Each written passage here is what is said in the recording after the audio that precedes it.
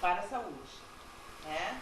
Que tipo de saúde nós queremos, né? Com a visão que nós temos, né? Para estar apresentando isso, para estar ajudando na campanha do Filho referente ao programa Em Saúde. Então hoje a gente está com a presença do Bernardo, né? Companheiro nosso do Paraná, que é funcionário, né? Servidor da Universidade do Paraná e diretor do Sindicato dos Trabalhadores lá da Universidade. E o Dr. Lúcio Barcelos, né, que todo mundo aí conhece, que foi nosso secretário de Saúde, agora é suplente de vereador do PSOL.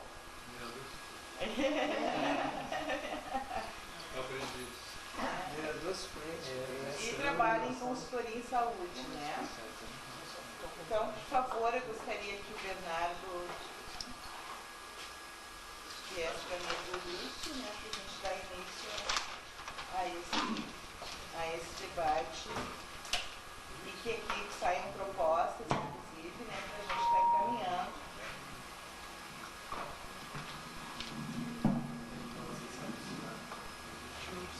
Agora fica com o microfone, fica melhor, né? Melhor. A audição já é. Então vamos iniciar, Bernardo, depois o Lúcio.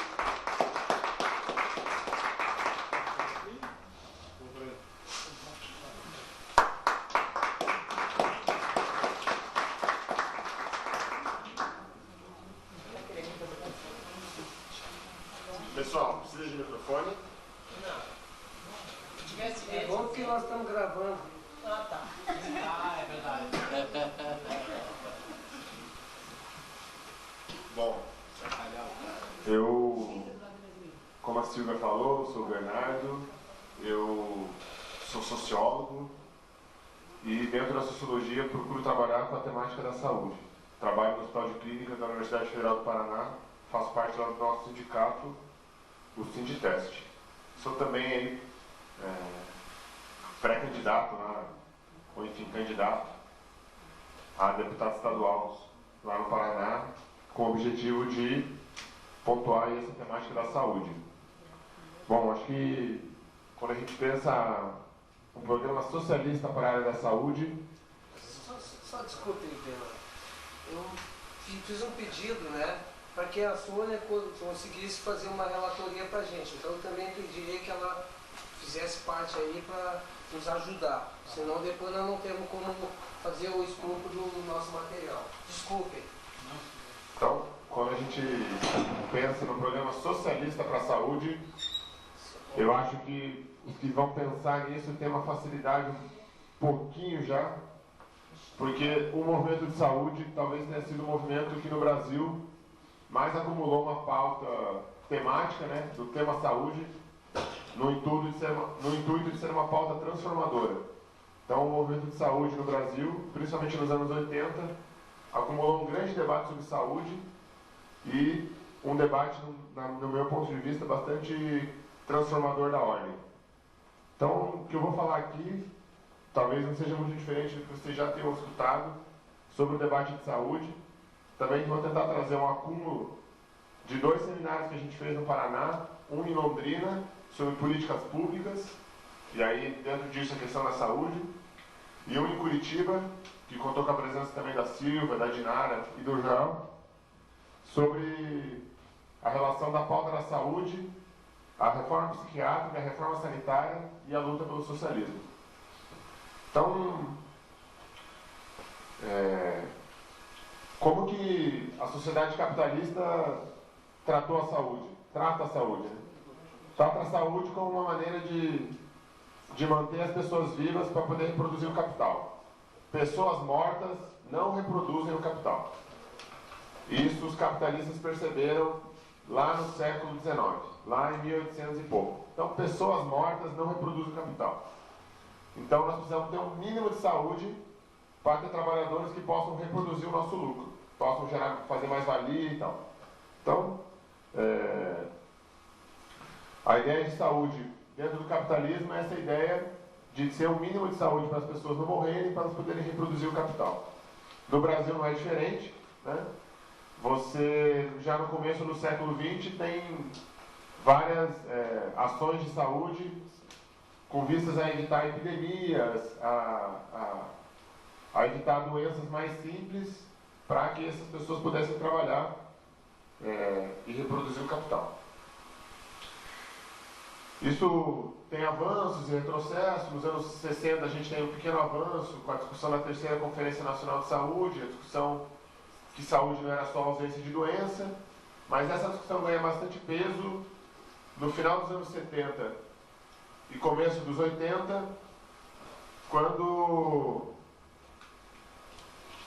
essa discussão ganha bastante peso no final dos anos 70 e começo dos 80, com a discussão sobre o que se chamou de reforma sanitária. Né? Qual era o debate trazido pela reforma sanitária? É preciso ter uma nova concepção do que é saúde.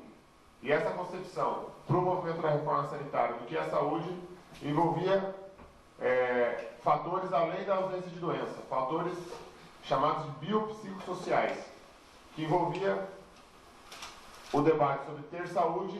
Para ter saúde é necessário ter moradia, ter um trabalho digno, ter escola, enfim. Para ter saúde é preciso uma série de condições sociais para ter saúde. E eu acho que é aí que entra o debate da esquerda e dos socialistas. Por quê? Porque essa nova concepção de saúde, ela na verdade pressupõe uma nova concepção de sociedade. Só é possível ter saúde em uma sociedade que o homem não explore o homem. Né?